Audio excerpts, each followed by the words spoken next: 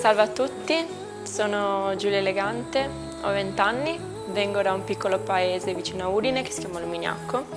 Al momento sono in cerca di un lavoro e mi definisco una ragazza amichevole, buona, a volte anche un po' troppo, e molto testarda.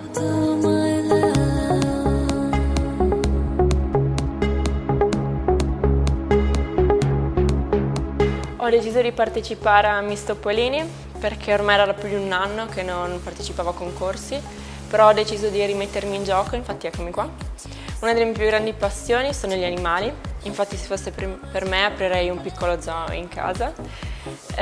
Dopodiché da grande io mi vedo come una mamma di famiglia.